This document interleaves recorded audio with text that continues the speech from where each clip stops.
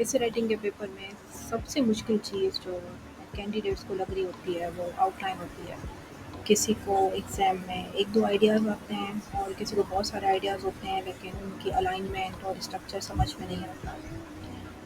अब आउटलाइन में बहुत सारे कैंडिडेट्स ऑलमोस्ट आधे घंटे से 45 मिनट तक टाइम स्पेंड करते हैं, ठीक है? मैंने फेडरल क्लियर किया हुआ है जिसमें मैं एजीपीआर पाकिस्तान ऑडिट एंड अकाउंट्स में सिलेक्ट हुई। मुझे ऐसे राइटिंग बहुत अच्छी आती है। मैं 6 ईयर्स से ऐसे एक्सपर्ट हूँ और रिपोर्ट राइटिंग एक्सपर्ट हूँ। तो मैंने ये चैनल सिर्फ़ इसलिए बनाया है कि अ, कहीं पर भी मैंने अकेडमीज़ में देखा है और यूट्यूब पे देखा है कि टिप्स, गाइड पड़ी हुई है, लेकिन प्रॉपर जो ऐसे राइटिंग है वो कहीं पर भी नहीं है। क्या होता है कि जब आप स्ट्रक्चर समझ लेते हैं, हमें ये बताते हैं कि जी बॉडी इंट्रोडक्शन, बॉडी और कंक्लूजन पार्ट्स हैं, फिर बॉडी के ये पार्ट्स हैं, वो तो ठीक है, लेकिन जब हम स्टार्ट करते हैं तो कुछ समझ नहीं आता। ऐसे ही ना माइंड ब्लैंक होता है कि क्या लिखें, कहाँ से स्टार्ट करें? तो यहाँ अगर आप मेरी वीडियोस को फॉलो करेंगे, उसको ध्यान से सुनेंगे, तो आपके लिए ये ईज़ी होगा बहुत ज़्यादा। मैंने यहाँ पर ऐसे लिया हुआ है, not all recycling projects are cost effective, जो कि अगर आप कैंडिडेट हैं आपको पता होगा 2023 में आया है। और अगर न्यू है, बिगिनर हैं, तो भी आप देख सकते हैं पेपर को। अच्छा, एक चीज़ आपने ध्यान में रखनी है कि पेपर में के लिए प्रैक्टिस आपने किसी के भी कहने पे इस चीज़ पे नहीं करनी है कि जी इम्पोर्टेंस ऑफ डेमोक्रेसी और ये वो तो आप प्रैक्टिस कर रहे हैं, नहीं। आपने डायरेक्ट सीएसएस के ऐसे पे प्रैक्टिस करनी है। किसी की भी डीमोटिवेटेड स्पीच में नहीं आना कि जी तुम बड़े इतने होशियार हो गए हो कि इसमें करोगे। आप करोगे और आपकी इसी चीज़ से आप आगे भी जाओगे, ठीक है? चलें, अब सबसे इम्पोर्टेंट चीज़ जो मुझे आपको बतानी है वो ये कि जब मैं भी पेपर दे रही थी तो किसी बहुत होशियार व्यक्ति ने, सॉरी, किसी आदमी ने मुझे बताया था कि जी आपने ना आधा घंटा 45 मिनट लगाने हैं आउटलाइन लिखने में। तो एज़ अ राइटर मैं आपके साथ एक चीज़ शेयर करूँ कि 1 घंटे में आप 1000 वर्ड्स लिख सकते हैं। आपकी स्पीड कितनी भी अच्छी हो। अब चैटजीपीटी तो नहीं है, तो इसलिए ह्यूमन स्पीड में आप 1000 वर्ड्स लिख सकते हैं 1 घंटे में, अगर आप टाइप करते हैं या फिर पेन से लिखते हैं। तो अगर आप अपना 40-45 मिनट आउटलाइन बनाने में दे देंगे, तो ये पॉसिबल नहीं है कि आप 2500 वर्ड्स से 3000 वर्ड्स तक ऐसे कर सकें। नहीं, करना आपने क्या है, सबसे पहली चीज़ याद रखनी है, आउटलाइन आपने फेयर नहीं बनानी है, मतलब आपने पेज को ब्लैंक छोड़ देना है। आपने आउटलाइन रफ बनानी है। 1-2 पेज, मतलब पूरा एक पेज होगा, जिसे हम बोलते हैं कि उसकी एक साइड भी होगी, दूसरी साइड भी होगी। आपने क्या करना है कि रफ रफ ना एक पेज पे जिस पे हम काम करते हैं ऐसे के लिए या किसी भी पेपर के लिए, वहाँ पे ना आपने कोई अ, 5 से 8 मिनट लगाने हैं मैक्सिमम, बस उससे ज़्यादा नहीं लगाने। उसमें आपने आउटलाइन लिखनी है और मैं आपको बताऊँगी कि आउटलाइन में कैसे आप लिख सकते हैं, बहुत जल्दी इसे बना सकते हैं टॉपिक के लिए, ठीक है? उसके बाद आपने डायरेक्ट ऐसे लिखना शुरू करना है। और क्या होता है कि हमें ऐसे लिखने के टाइम पे अ, कुछ 1-2 हेडिंग्स और याद आ जाती हैं, कुछ 1-2 पॉइंट्स और याद आ जाते हैं, केस स्टडी, कोई एग्ज़ाम्पल याद आ जाती है। तो जब आप एंड में अपनी आउटलाइन फेयर करेंगे तो वो आउटलाइन बहुत अच्छी जाएगी, अलाइन होगी और एग्ज़ैक्टली आपके ऐसे से मैच भी करेगी। तो आपने जब आपके ऐसे समझ लीजिए जब 2.5 आवर्स आपके हो जाएँ, जहाँ पे आपने स्टॉप करना है और आप यहाँ पे आपके जो वर्ड्स हैं वो 2600 वर्ड्स अराउंड होने चाहिए, ऐसे के 2600 वर्ड्स होने चाहिए, ठीक है? उसके बाद आपने अपनी आउटलाइन फाइनलाइज़ करनी है और पेपर को जैसे आप अपने तरीके से सेट करते हैं वो करना है। अब ये किस तरीके से होगा, उसको हम साइड पे रख देते हैं। ये मैं आपको बताती हूँ। देखें, बहुत सारे लोग कहते हैं जी इंट्रोडक्शन, बॉडी, कंक्लूजन है। आपने एक चीज़ याद रखनी है कि मेन पार्ट जो ऐसे का है, हम वो है ये कि टॉपिक के बारे में हम लिख क्या रहे हैं, ठीक है ना? तो इंट्रोडक्शन शुरू का पार्ट है, बहुत ज़रूरी पार्ट है, ठीक है, हमने दे दिया। अब इंट्रोडक्शन में जो होगा कि ऐसे जो हमारा है उसकी, बल्कि आपको टॉपिक में बताती क्योंकि not all recycling projects are cost effective. ठीक है, सारे रिसाइकलिंग के जो प्रोजेक्ट्स होते हैं वो कॉस्ट इफेक्टिव नहीं होते। जैसे हम कोई टेबल है, ख़राब हो गई है, उसको हम थोड़ा सा बना रहे हैं, उसके बाद हम उसको पेंट कर रहे हैं और फाइनलाइज करके कोई चीज़ जो टूटी हुई है वो ठीक कर रहे हैं और रख रहे हैं, तो वो रिसाइकिल हो गई। लेकिन अगर उसको फाइनलाइज करने पे उसमें हमने इतने पैसे लगा दिए हैं कि हमारी न्यू टेबल भी उससे कम पैसों में आ जाएगी, तो यहाँ पर कॉन्सेप्ट हुआ कि not all recycling projects are cost effective. सारे प्रोजेक्ट्स कॉस्ट इफेक्टिव नहीं होते रिसाइकलिंग के। ठीक है, अब ये आइडिया आपको समझ में आ गया। इसमें आपने इंट्रोडक्शन में क्या होगा, इंट्रोडक्शन में हम जैसे बताएंगे कि रिसाइकलिंग प्रोजेक्ट्स क्या होते हैं, कॉस्ट इफेक्टिवनेस क्या होती है, और दूसरा ये बताएंगे कि इस ऐसे में हम क्या लिखने वाले हैं। तो इसमें आप दोनों यूज़ कर सकते हैं, फ्यूचर टेंस या फिर प्रेजेंट टेंस। अब इसमें मैं आपको बताती हूँ एक हिट पॉइंट जिससे हमें मार्क्स मिलेंगे।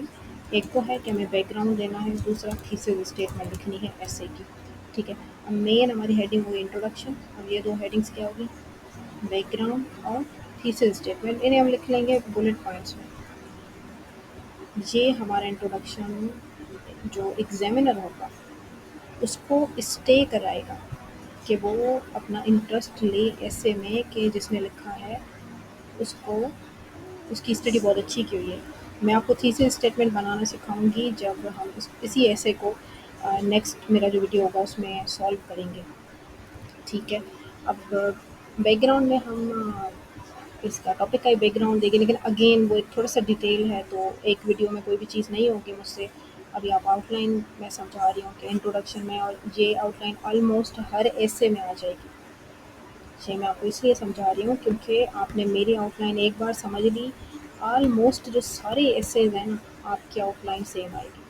बस बीच में जो टॉपिक से रिलेटेड हैं चीज़ें वो चेंज होंगी, ऐसे नहीं है कि सारे ऐसे में एक ही टॉपिक होगा। ठीक है, अभी होगी। अब किसी भी टॉपिक को समझने के लिए पहले हम क्या लिखते हैं, वो कहाँ से शुरू हुआ, सिंपल सी चीज़ है, हिस्टोरिकल बैकग्राउंड। अब बैकग्राउंड यहाँ पर वर्ड है, ठीक है, अच्छा नहीं लगेगा बार बार ना उसको रिपीट करना, तो आप लिखते हैं पर्सपेक्टिव ऑफ रिसाइकलिंग प्रोजेक्ट। ये छोटी छोटी चीज़ें याद रखनी है कि अब जहाँ पे एक वर्ड आ गया बार बार उसको रिपीट नहीं करें। हिस्टोरिकल एस्पेक्ट लगा दें, पर्सपेक्टिव लगा दें, ऐसे कुछ। और बहुत सिंपल इंग्लिश के वर्ड्स हैं। ये बिल्कुल नहीं सोचें हैं कि वहाँ पे कोई डॉन न्यूज़पेपर की इंग्लिश देनी है या डॉन न्यूज़पेपर वाली इंग्लिश बिल्कुल भी नहीं लिखनी है। ऐसा कुछ नहीं होता है वहाँ पर सीएसएस के या फिर फेडरल के किसी भी एग्ज़ाम में। ठीक है, हिस्टोरिकल पर्सपेक्टिव में आपने क्या देना है, इसकी ट्रेडिशनल अप्रोच क्या थी रिसाइकलिंग की, पहले कैसे करते थे, और मॉडर्न अप्रोच क्या है, मतलब टाइम के साथ अब अप्रोच कैसे चेंज हुई है।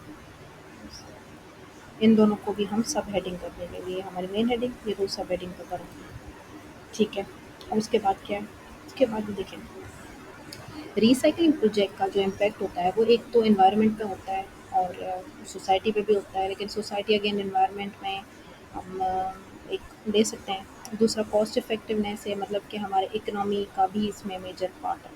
हम लिख देंगे कि economic analysis of recycling projects. Economic में क्या होता है, इकोनॉमिक में होता है कि इसमें ऑपरेशनल कॉस्ट कितनी लगी, इसको मतलब रिसाइकिल करने में कॉस्ट कितनी लगी।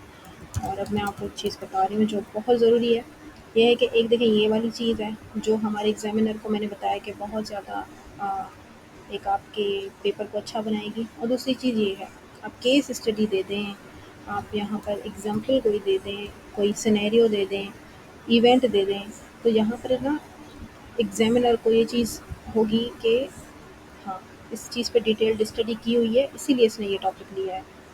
हम सीएसएस के लिए बुक्स पढ़ते हैं, कोई कहता है डॉन न्यूज़पेपर पढ़ो, कोई भी न्यूज़पेपर है जो भी है वो हम पढ़ते हैं, डॉक्यूमेंट्रीज देखते हैं। तो उसमें क्या होता है, कैसे पता लगेगा एग्जामिनर को कि आपने इतनी अच्छी स्टडी की, यहाँ पे कोई उसका कोई सबूत के तौर पे फ़ोटो तो नहीं आएगा।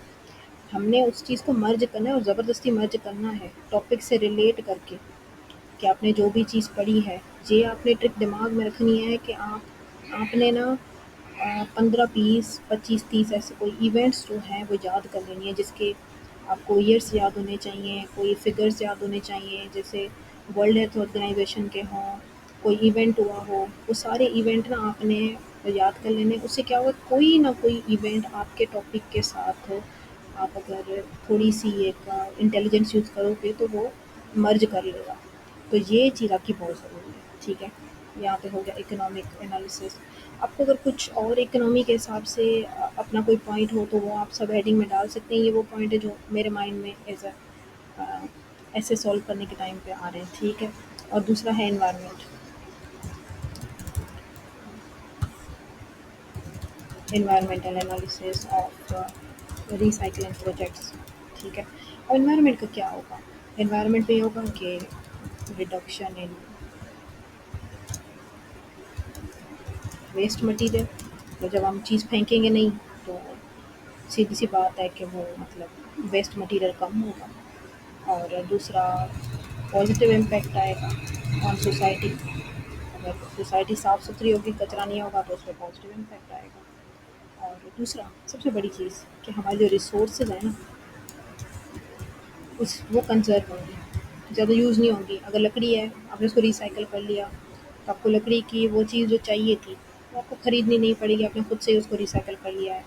बॉटल है, आपको बॉटल आपने किसी और पर्पज़ के लिए यूज़ कर ली, तो वो भी रिसाइकिल हो गई, ठीक है? अब ये हो गई एक हेडिंग, इसकी सब हेडिंग।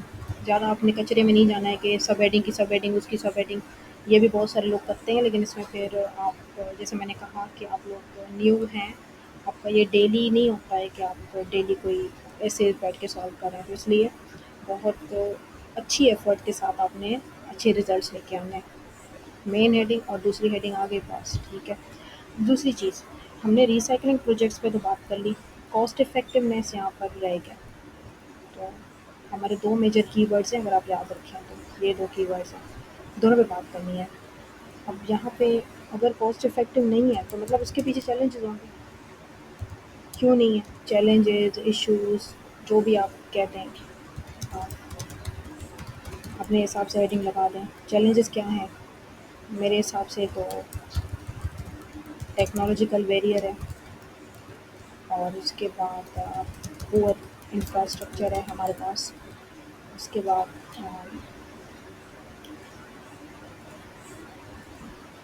गवर्नमेंट का मेजर रोल है, गवर्नमेंट पॉलिसीज़ बहुत स्ट्रेंथन नहीं है। डेवलप कंट्रीज़ में टेक्नोलॉजिकल बैरियर नहीं होता, लेकिन डेवलपिंग और अंडर डेवलप कंट्रीज़ में होगा। पुअर इंफ्रास्ट्रक्चर होगा, हम डेवलपिंग और डेवलप्ड, इवन डेवलप कंट्रीज में भी बहुत जगह होता है ऐसा, और अंडर डेवलप में भी। और गवर्नमेंट पॉलिसीज़ कहीं पर तो बनी नहीं होती, कहीं पे बनी होती हैं तो इम्प्लीमेंट नहीं होती। अच्छा, आपने एक चीज़ याद रखनी है कि ये टॉपिक देखें, ये जर्नल है, ठीक है? इसको पाकिस्तान के कॉन्टेक्स्ट में नहीं लेकर जाना है ज़बरदस्ती, ना उन्होंने कहा भी नहीं है, आपने लेकर भी नहीं जाना, ये जर्नल है। आप कोई भी एग्ज़ाम्पल दे सकते हैं, आप चाइना की एग्ज़ाम्पल दे सकते हैं, आप किसी भी कंट्री की दे सकते हैं एग्ज़ाम्पल। और आपने किसी भी अप्रोच से आप यहाँ पे वर्ल्ड हेल्थ ऑर्गेनाइजेशन की जो भी अगर स्टेटमेंट्स आपने कोई रटी हुई हो यहाँ, तो वो लगा सकते हैं। तो अब ये चैलेंजेस हो गए, ठीक है? अब यहाँ पर एक मेन पॉइंट आपने समझना है, देखें, ईजी चीज़ थी, इंट्रोडक्शन हमने लगाया, उसके बैकग्राउंड थीसिस स्टेटमेंट मैंने आपको समझाई। किसी भी टॉपिक का हिस्टोरिकल पर्सपेक्टिव बैकग्राउंड हम देंगे, और अगर हिस्टोरिकल नहीं देना है, कोई और टॉपिक है, तो उसके उसकी डेफिनेशन आ जाएगी, उसका कॉन्सेप्चुअल वर्क आ जाएगा। फिर उसका आपने अंदाज़ा लगाना है कि जी इसको किस चीज़ के साथ हमने इंक्लूड करना है, जिसमें मैंने इकोनॉमिक एनालिसिस, एनवायरमेंटल दे दिया, सही है। अब दूसरी चीज़ बड़ी चैलेंजेस, बहुत सारे टॉपिक्स में आपको ये चीज़ मिलेगी कि आपको चैलेंजेस डिफ़ाइन करने होंगे। वो चीज़ बहुत ईज़ी हो जाएगी आपके लिए, अगर आप ऐसा टॉपिक एग्ज़ाम में चूज़ करेंगे तो आपकी आउटलाइन 5 मिनट में बन जाएगी, और आपने चैलेंजेस दिए। अब देखिए, जहाँ पे चैलेंजेस हैं वहाँ पे आपने क्या देना है, सॉल्यूशंस देना है, सिंपल। तो अब रिकमेंडेड सॉल्यूशंस या फिर रिकमेंडेशंस भी लिख सकते हैं। अब यहाँ पे भी एक बहुत अच्छी जिसे आप गाइड या टिप कहते हैं, जो आप मोस्टली यूट्यूब पे देखते हैं, तो यहाँ पे आप बहुत अच्छी यूज़ कर सकते हैं। वो ये कि देखें, चैलेंज क्या है, टेक्नोलॉजिकल बैरियर है, तो आप टेक्नोलॉजी को इम्प्रूव कर दो। पुअर इंफ्रास्ट्रक्चर है तो आप इंफ्रास्ट्रक्चर बेटर कर दो। अगर गवर्नमेंट पॉलिसीज़ पुअर हैं तो आप गवर्नमेंट पॉलिसीज़ अच्छी कर दो। अब यहाँ पे आपने करना क्या है कि जब आप चीज़ें लिखेंगे ना तो आपने कोई ना वहाँ पे वे आउट बताना है कि आप टेक्नोलॉजी बैरियर कैसे ख़त्म कर सकते हो। क्या किसी कंट्री से कोलैबोरेट करके, कोई पैकेज करके, कोई लोगों को अवेयरनेस देके या जो भी चीज़ें हैं ना, तो अब यहाँ पे आप लिखेंगे कि एडवांस्ड टेक्नोलॉजी इम्प्लीमेंटेशन, ठीक है। दूसरा, बेटर इंफ्रास्ट्रक्चर। अच्छा, एक चीज़, जहाँ पे आपने एडवांस लिखा, ये भी बहुत सारे कैंडिडेट्स करते हैं, यहाँ पर भी एडवांस लिख देंगे। नहीं, ऐसा नहीं करना है। जहाँ पे एडवांस लिखा तो यहाँ पे बेटर लिख दें, इम्प्रूव्ड लिख दें। कोई भी आपको उस टाइम पे जो भी वर्ड आपको बेहतर समझ में आए वो, लेकिन ऐसा नहीं करना है कि एक ही चीज़ आपने बार-बार यूज़ करनी है। बेटर इंफ्रास्ट्रक्चर, ठीक है। और दूसरा, बस गवर्नमेंट पॉलिसीज़ को वही कर देते हैं, वो फिर आप डिफ़ाइन कर देंगे लिखने के टाइम पे, हो गया। और जब आप रिकमेंडेशन दे देते हैं ना किसी भी ऐसे में, सिर्फ ये ऐसे नहीं है, कोई भी ऐसे, वहाँ पे आपने चैलेंजेस बता दिए, आपने रिकमेंडेशन सॉल्यूशंस बता दिए, बस एंड पार्ट होता है कंक्लूजन का, ऐसे का, बस। तो आउटलाइन इतनी सी होती है कि आपने इंट्रोडक्शन देना है टॉपिक का, और हर ऐसे में यही होगा, हर आउटलाइन में यही होगा, उसमें बैकग्राउंड थीसिस स्टेटमेंट आप अपनी आदत बना लें, प्रैक्टिस में लेकर आएँ।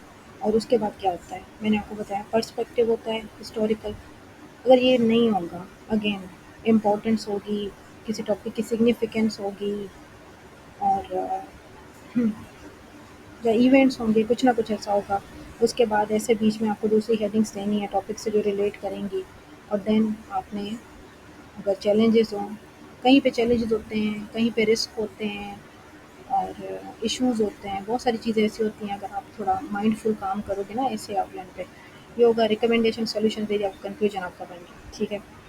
ये बहुत ईज़ी वे आउट है, आप इससे आउटलाइन बना सकते हैं बहुत सारे ऐसे इसकी, ठीक है। अब ये एक ऐसे की मैंने बनाई है, इसके बाद अब नेक्स्ट वीडियो में मैं ये ऐसे सॉल्व करूँगी, और इस तरीके से नहीं होगा कि बस मैंने आउटलाइन टिप्स बता दी और अब आपने समझ लिया और बस यहीं पे फिर आप अगेन कंफ्यूज हो जाएंगे कि अब स्टार्ट कहाँ से करें।